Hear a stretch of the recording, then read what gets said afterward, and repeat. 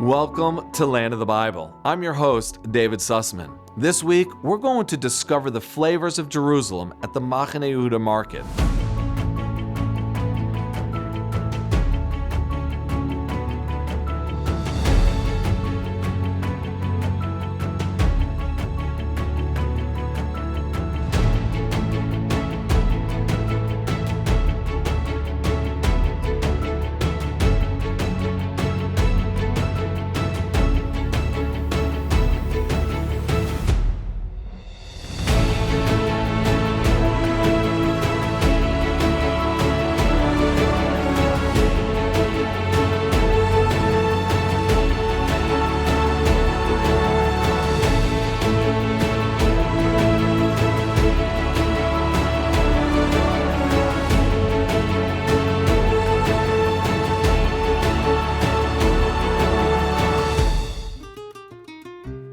In the heart of downtown Jerusalem, where history, culture, and flavor come together in one of Israel's most exciting destinations, Mahane Yehudah Market.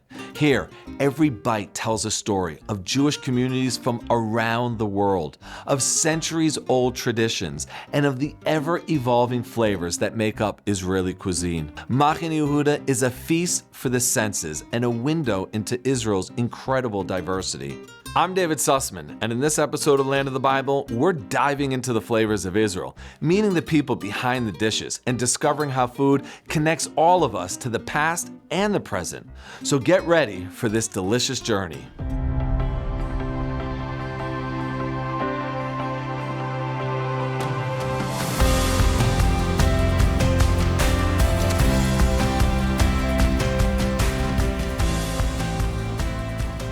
Welcome to Shuk Mahane Yehudah Market, also known as the Shuk, but I like to refer to it as my refrigerator. I live literally 3 minutes walk in that direction. This is where I get the freshest food, and therefore I'm always cooking with the absolute freshest stuff. So follow me, I'm gonna tell you all about Mahane Yehudah, all about the produce, all about the fish, the meat, the dishes from all the different restaurants and eateries. This is Shuk Mahane Yehudah.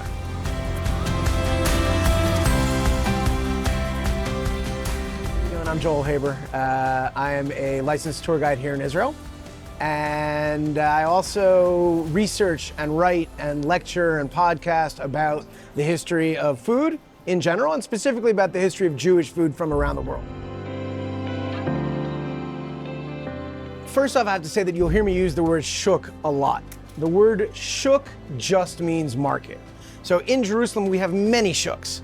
But when I say the shuk, like most people in Jerusalem, I'm referring to this one, what we call Shuk Mahane Yehudah, Mahane Yehudah Market. When I look at this market, to me, it is a microcosm of the city. Every type of person in this city you can find here in the market. Jews, Arabs, Catholic nuns, Greek Orthodox monks, Orthodox Jews, secular Jews, and Jews from all over the world. More than that, if we look at the history of the development of the modern city of Jerusalem over the last 165 years, every stage in the development of the city overall has been reflected by a smaller change in the market. But if we were right here, even 150 years ago, which isn't that long ago, there would be nothing here, nothing at all. Looking around you, you would see nothing. No buildings, no trees, no pavement, rocks, robbers, and wild animals.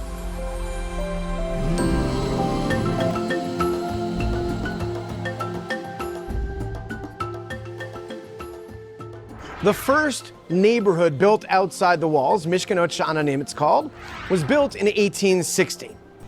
After the first neighborhood, the city didn't gradually spread out from the walls. Jews bought land in scattered areas wherever we could, later filled in between. And two of those early neighborhoods were right next to where this market is now. One of them was called Beit Yaakov, just to the west of the Shuk, and one of them just to the north of the market was called Mahane Yehudah. So Mahane Yehudah is actually not this market. It is a neighborhood next to the market.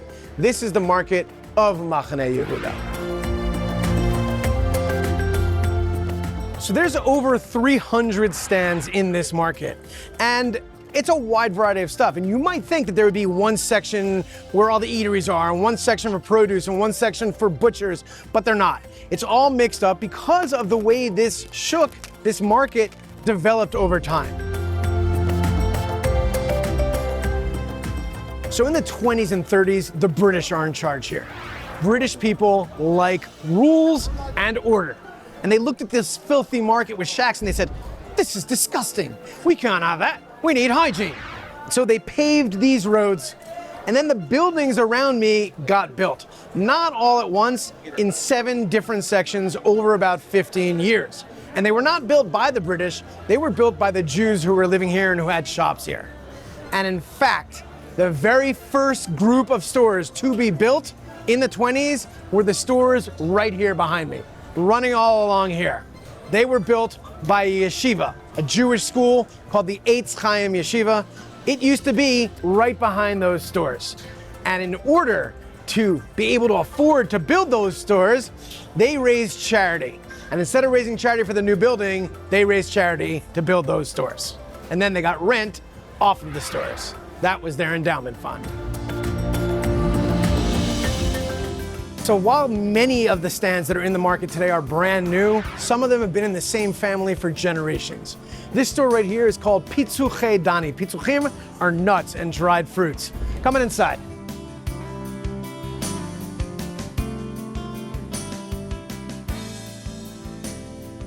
This is Or. Or is the 3rd generation running the store. Or's grandfather, what was your grandfather's name? David.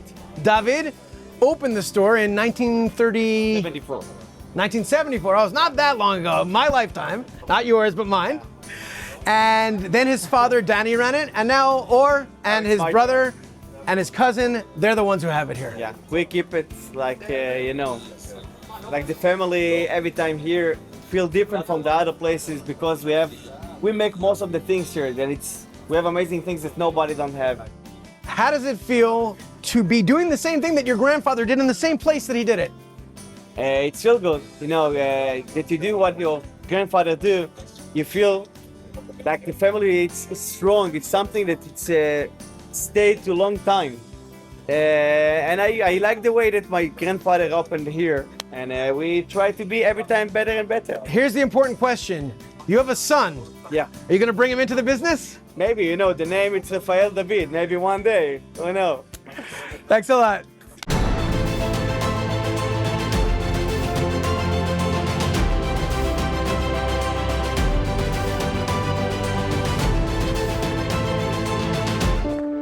Imagine walking where Jesus walked, where faith comes to life.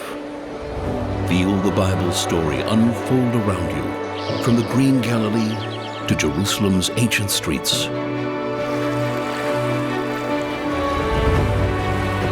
Experience the serene and welcoming land of the Bible, where miracles happen. Put your heart where His footsteps are.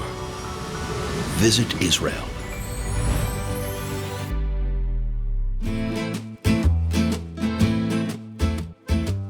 So the other thing that really makes this place special is that at its core, this still remains a fresh food market, selling meat and fish and produce especially. In Israel, we grow over 85% of the fruits and vegetables that we eat here.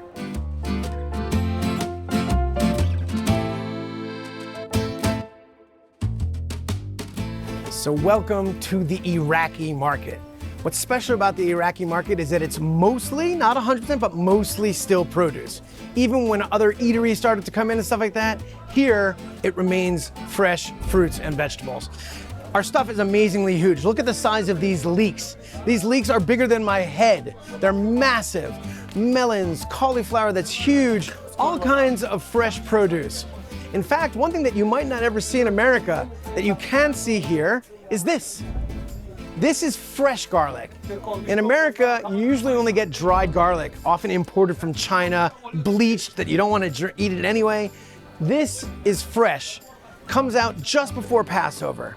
And when it is ready, people buy it like this, strung up in a big wreath so that they can have enough for their whole year. And it hangs up and it dries out, and then they know they have good produce.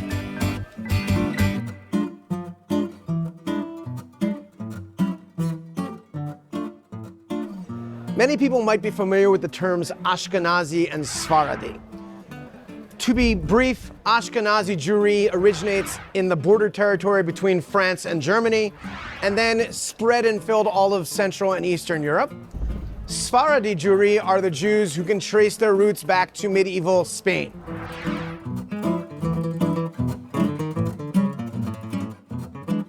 So among the many cuisines that we find here in the market, of course, there is the Ashkenazi Jewry. It's not the dominant, but there is Ashkenazi food. And this store here, Cohen Chamutzim, Cohen Pickles, this is Ashkenazi food. We have salt fish, we have smoked fish, we have herrings of all types, and we have kugel. Kugel is one of the classic Ashkenazi Jewish foods. It is uniquely Jewish and Ashkenazi Jewish.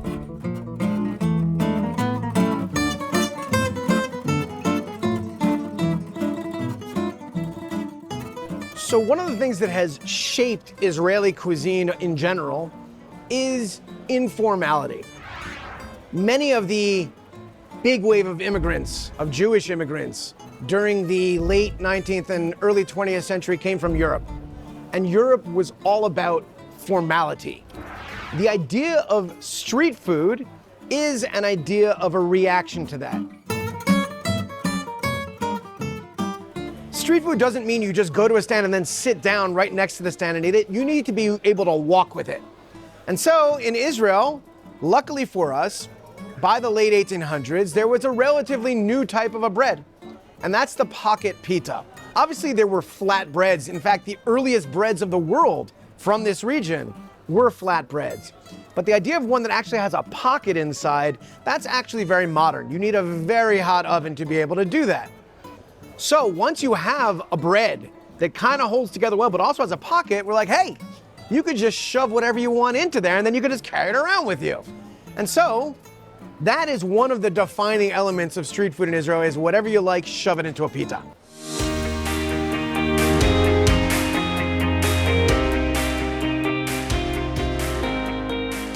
The ones that are very well known, probably both to people in Israel and outside, are falafel and shawarma.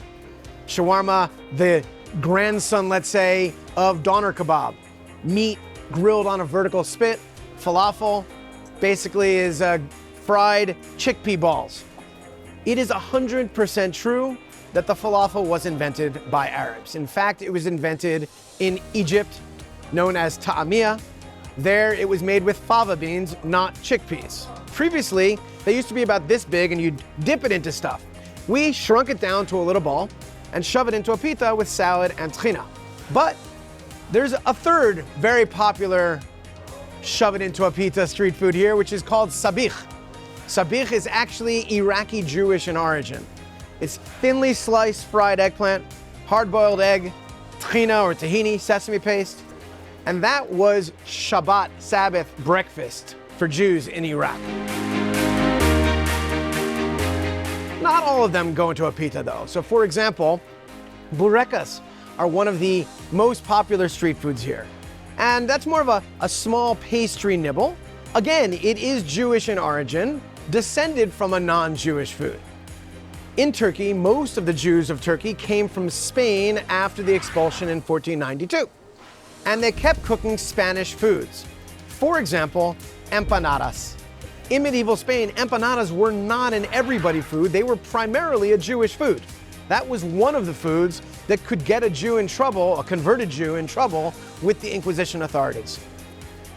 But they kept cooking empanadas in Turkey, until in Turkey they discovered something called borek.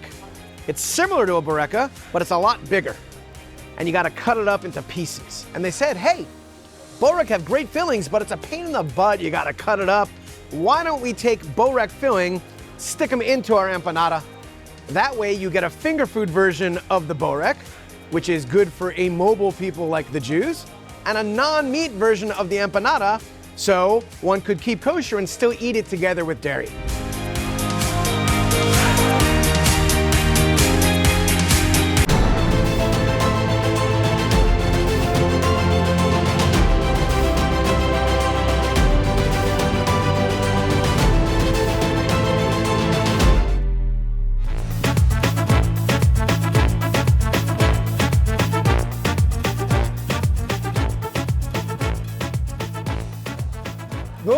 Hi. How you doing? How are you, Joe? Great.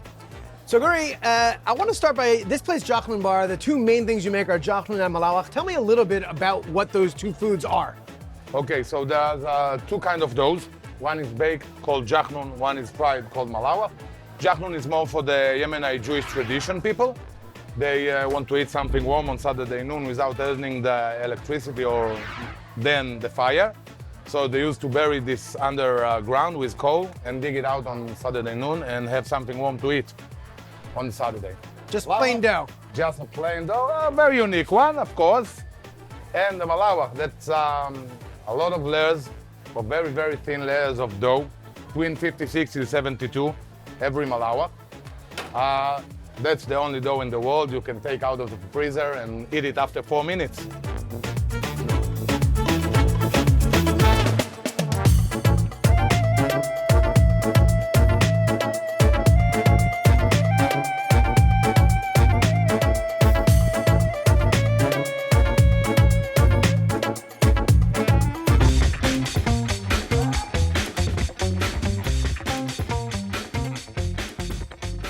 So this place called Ishtabach is one of the hidden gems of Jerusalem. People will often say there is no such thing as a genuine Israeli food, and especially not a genuine Jewish Israeli food.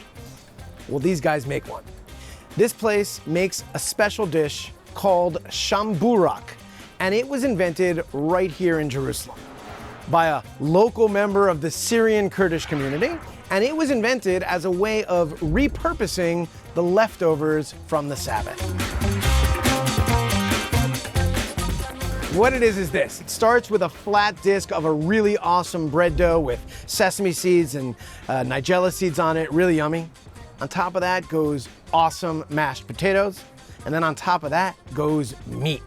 And then they take this round disc of dough and they kind of close up the ends so it becomes boat-shaped. And they take that whole thing and they stick it into a brick oven for about 12 minutes. When it comes out, it's crispy, it's filling, it's delicious, and it is not expensive. And the name of the dish, shamburak, is a play on words because it is spelled with the same letters as the Hebrew word shemivorach, that is blessed, because it is the food from the Sabbath.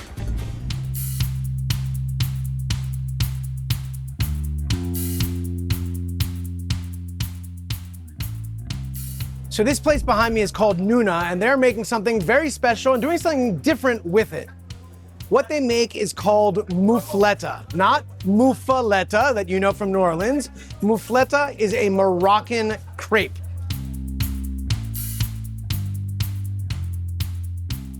And traditionally, it's eaten one day a year, just right after the holiday of Passover ends. In Morocco, Jews would go to their non-Jewish Arab Muslim neighbors at the end of Passover because we're not allowed to have leavened dough during Passover. And so their neighbors would gift them flour and yeast so they could start their bread going again. But that wasn't it. The Jews would then take that and they would make a very lightly risen dough and make crepes out of it called mufleta. And they would have a big party called mimuna. They would open their homes to everybody, including their non-Jewish Arab Muslim neighbors. Here, they're serving it all year round. And they do serve it the traditional way with milk and honey, but they also serve it with all sorts of delicious savory fillings that they wrap up and kind of make a crispy panini toast out of it. So they're doing something new with this traditional food, bringing it to the whole year.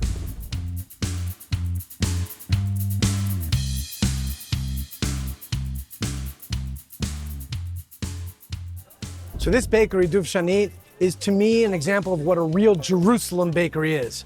Most bakeries in the world make baked goods from one area, a French bakery, a Hungarian bakery, a German bakery. They have stuff here from all over. This right here is called kadeh, comes from Kurdistan. It's a bread turnover with melted cheese inside, like a Kurdish grilled cheese sandwich. Awesome. We have rugelach, which are Eastern European spirally cakes. There's burekas that come from Turkey. These people are not a mix of all those cultures. Jerusalem is a mix of all those cultures, and they grew up here. They say, if you eat it, we'll bake it. That is a real Jerusalem bakery. These foods represent Jerusalem just as much as croissant and macaron represents Paris.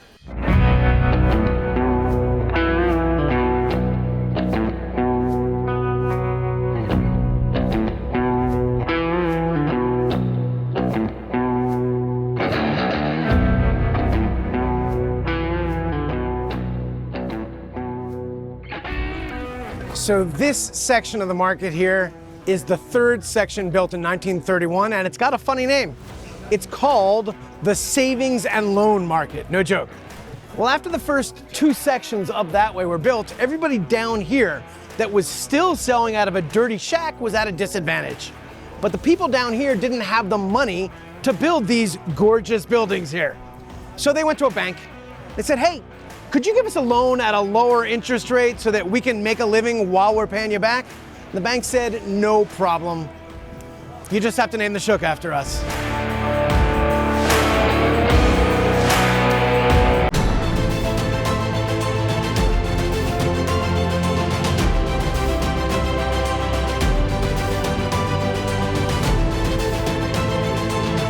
I will bless those who bless you, God promised Abraham.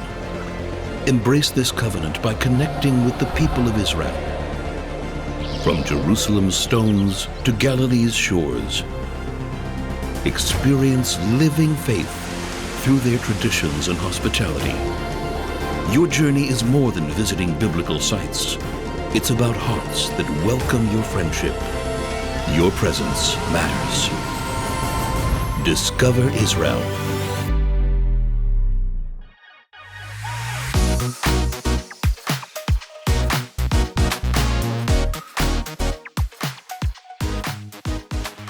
If you came to the market at night 16, 17, 18 years ago, it was completely dead. Not a single person here, everything shut, totally silent, except for maybe some cats running around.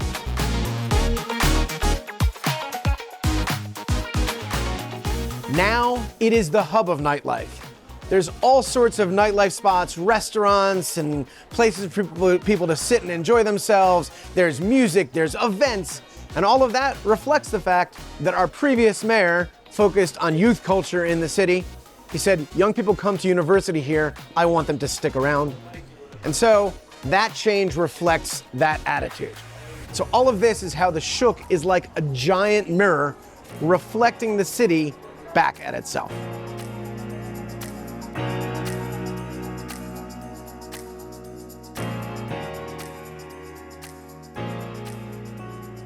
But the real question now becomes, what's going to be of this shuk in the future? I believe that at its core, even with the additions, it will always remain at its core a fresh food market.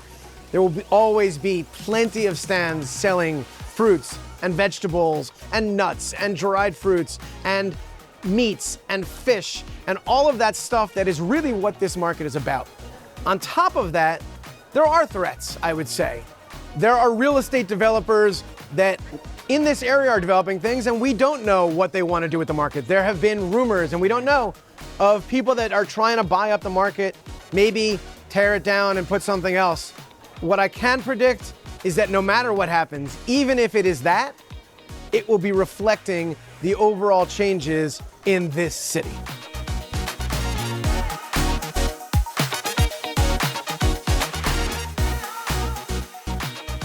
But when we look at the changes that take place here, and I'm talking about the most recent and obvious changes, things like nightlife, things like lots more eateries, that is just the evolution of this market.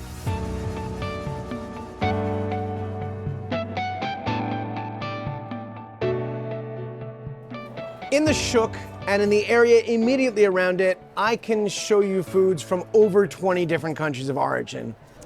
Jews are the most globalized nation on earth. We have literally spread everywhere in the world. And when I say literally, I don't mean figuratively, I mean literally. But over the last 100+ years, Jews from all over have begun returning and moving back to Israel, such as myself. And as people move, and this is not a story about Israel specifically, it's a story about immigration. When you immigrate, you keep making the food that you ate in your previous homeland because it's what you're used to, and there's no reason that you shouldn't keep making it. It's what you enjoy. And so the reason there are foods from over 20 countries here is because Jews from all over those places have moved here and brought their food with us. So there's a beautiful saying I heard from somebody once that I think really applies very well, especially to the fresh foods that are available in this market. People say, if you want to talk to God, go to the Western Wall. But if you want to see God, go to Mahane Yehudah. All of those fruits and vegetables in the land that God gave to us, that is where you get to see God. Hebron is where the past and present meet, a city built around the legacy of Abraham and the patriarchs. The stories of this city are woven into the very foundation of Jewish history, faith, and identity.